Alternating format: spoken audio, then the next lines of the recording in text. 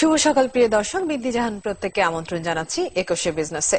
অনুষ্ঠানের মাধ্যমে আমরা আপনাদের জানিয়ে দেব অর্থনীতি ও ব্যবসা বাণিজ্যের নানা তথ্য। ঢাকা ও চট্টগ্রাম স্টক এক্সচেঞ্জের প্রতি মুহূর্তে শেয়ার লেনদেনের তথ্য আমরা 21 স্ক্রিনে ফুটিয়ে তুলি স্বয়ংক্রিয় গ্রাফিক্সের মাধ্যমে, যা আসে ঢাকা ও চিটাগং স্টক এক্সচেঞ্জের ডাটা সার্ভারের সঙ্গে সংযুক্ত আমাদের নিজস্ব ডাটাবেস থেকে। এছাড়া পুঁজিবাজারের নানা তথ্য আর অতিথিদের বিশ্লেষণ সহ শেয়ার বাজারের সর্বশেষ খবর তো থাকছেই। আর দর্শক, টেলিফোন, SMS বা ইমেইল করে আপনি জেনে নিতে পারবেন পুঁজিবাজারের যে কোনো তথ্য। দর্শক, দেশে পুঁজিবাজার দিন শুরু খবরাখবর জানাতে আপনাদের এখন নিয়ে যাচ্ছি ঢাকা ও চিটাগং স্টক এক্সচেঞ্জ স্টুডিওতে। ডিসিতে আছেন নাসির ইমন ও সিসিতে আছেন তানজিনা মিথিলা।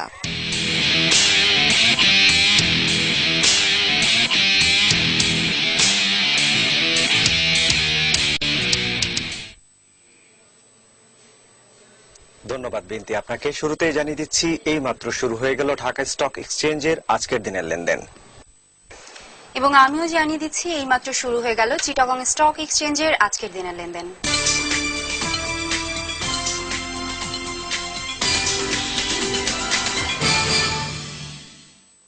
ঢাকা স্টক এক্সচেঞ্জের দিনটি শুরু করছে কিছু কর্পোরেট নিউজ দিয়ে।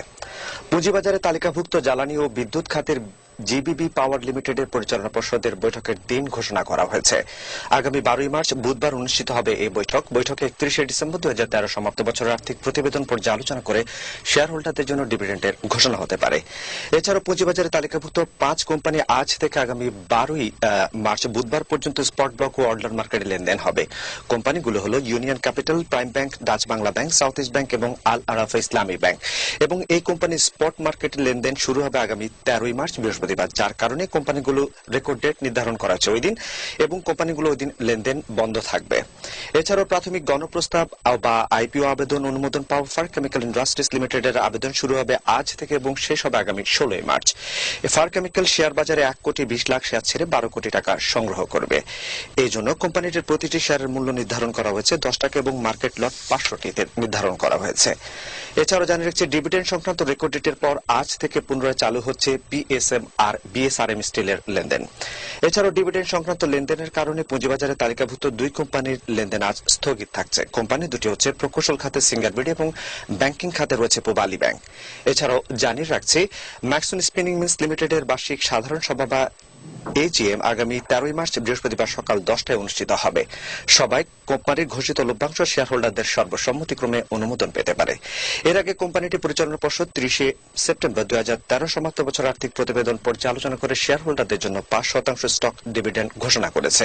এই সংক্রান্ত রেকর্ড ডেট ছিল গত 16 ফেব্রুয়ারি। এবার জানিয়ে দিচ্ছি ঢাকা স্টক এক্সচেঞ্জের দিন শুরুর খবরাখবর। দিনের শুরুতে ঢাকা স্টক এক্সচেঞ্জে কিছুটা পরিবর্তন লক্ষ্য করা যাচ্ছে এবং কিছুটা পজিটিভ বলা চলে ঢাকা স্টক এক্সচেঞ্জের এই মুহূর্তের বাজার। অর্থাৎ দিনের শুরুতে ডিসিএক্স ইন্ডেক্সটি অবস্থান করছে 4,687 পয়েন্ট এবং ডিসি 30 ইন্ডেক্সটি যথারীতি 1,685 পয়েন্ট অবস্থান করছে। এছাড়াও দিনের শুরুতে অধিকাংশ প্রতিষ্ঠান দর বেড়ে লেনদেন হচ্ছে। দর বেড়েছে 15টি, দর হারিয়েছে 3টি এবং অপরিবর্তিত রয়েছে মাত্র 2টি প্রতিষ্ঠানের শেয়ার দর, এবং সর্বমোট টার্নওভারের পরিমাণ ছাড়িয়েছে এই মুহূর্তে প্রায় 2 কোটি টাকার কিছুটা বেশি।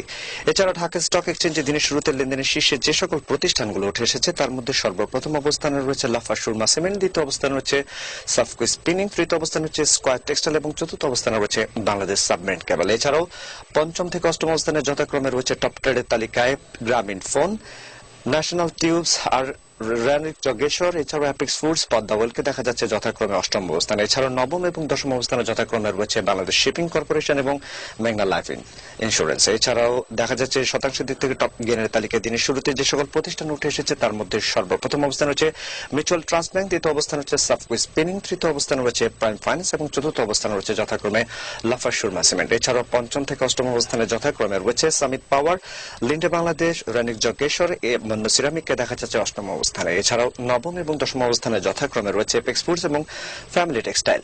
এছাড়াও শতাংশের দিক থেকে টপ লুজারের তালিকায় এই মুহূর্তে যে সকল প্রতিষ্ঠান উঠে এসেছে তার মধ্যে সর্বপ্রথম অবস্থানে রয়েছে আইএলআইএফএসএল, দ্বিতীয় অবস্থান রয়েছে বিএসআরএম স্টিল, তৃতীয় অবস্থান রয়েছে সামিত অ্যালায়েন্স পোর্ট এবং চতুর্থ অবস্থান রয়েছে বাংলাদেশ শিপিং কর্পোরেশন। এছাড়াও পঞ্চম থেকে অষ্টম অবস্থানে যথাক্রমে রয়েছে এক্সিম ব্যাংক, এবি ব্যাংক, প্রগতি লাইফ ইন্স্যুরেন্স এবং বেক্সিমকো। নবম এবং দশম অবস্থানে যথাক্রমে রয়েছে অ্যাপলো ইস্পাত এবং ফারিস ফাইন্যান্স।